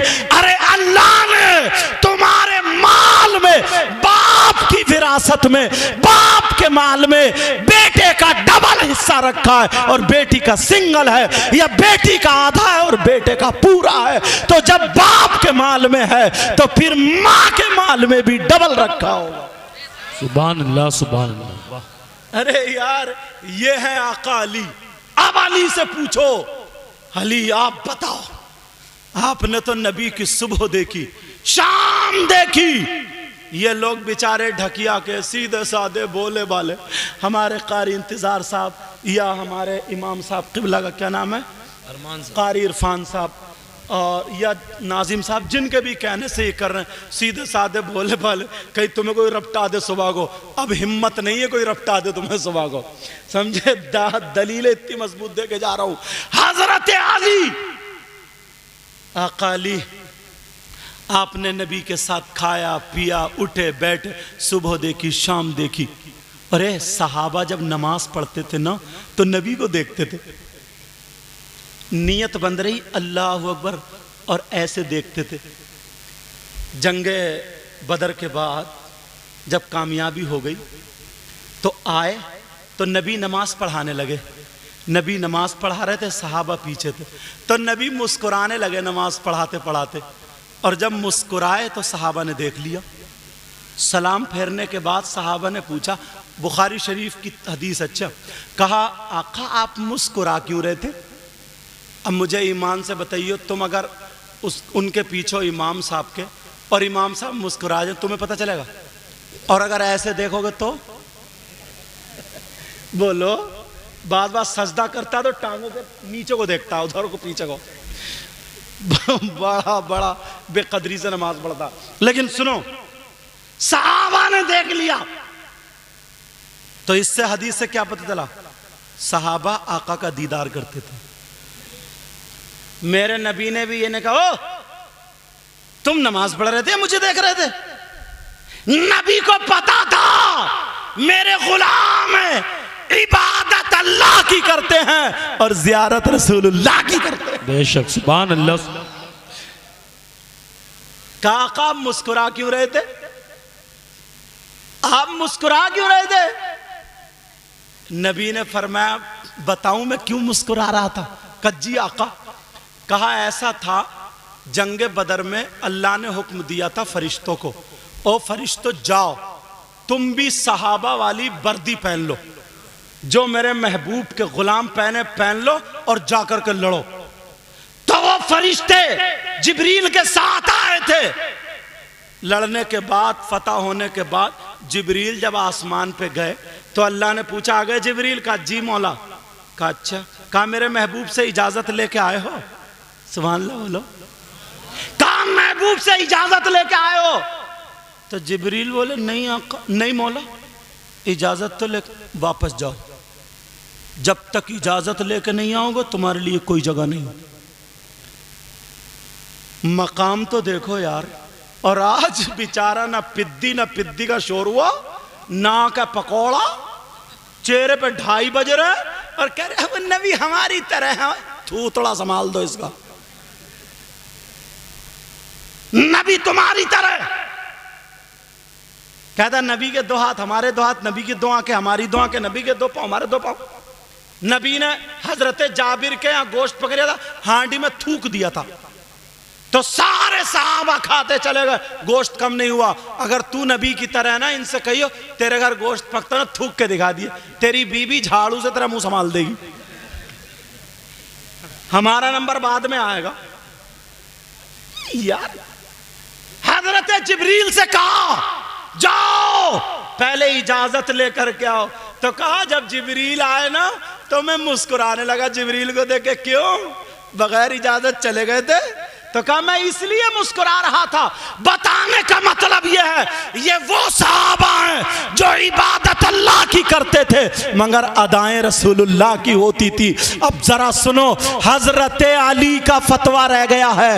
हजरत अली मौला कायनात क्या फरमाते हैं? जो नबी का मीलाद पढ़ते हैं, पढ़वाते हैं, जो नबी के मीलाद पे खर्च करते हैं, नबी के मीलाद पर ताजीम करते हैं और कराते हैं, सुनो फरमाते हैं मन अज़्ज़मा मौलिदन नबी सल्लल्लाहु तआला अलैहि वसल्लम व काना ला यखरुजु मिन दुनिया इल्ला बिल ईमान। हजरत अली फरमाते हैं जो नबी का मीलाद पढ़वाता है, जो नबी के नाम पे खर्च करता है, जो नबी के मीलाद की ताजीम करता है, जब वो जन्नत से जाएगा तो ईमान के साथ जाएगा। सुभान अल्लाह, सुभान अल्लाह, माशाअल्लाह। क्या चाहिए? बात में बात निकल के आगे बढ़ती चली गई। माफ कर देना किसी भाई को अगर बुरा लगे, टाइम ज्यादा हो गया है वो थोड़े चोर आने की वजह से मौजू चेंज हो गया था, वरना मेरा इस्लाह की तरफ चल रहा था। चलो दोनों बातें हो गई। अल्लाह ताला जो चाहता है वही होता है, बग़ैर उसकी मर्ज़ी के एक पत्ता भी नहीं हिल सकता। समझ में आ गई? अल्लाह जो बेहतर होता है हम लोगों के हक़ में, वही हमसे और आपसे बुलवा लेता है और सुनवा लेता है। मैं दिल से दुआएं करता हूँ, अल्लाह ताला सबके इल्म अमल में बरकतें अता फरमाए, सबके घरों में बरकतें अता फरमाए। इंशाअल्लाह हमारी आपकी ज़िंदगी रही तो फिर मुलाकात। वमा अलैना इल्लल बलाग। अस्सलामु अलैकुम व रहमतुल्लाहि व बरकातुहू।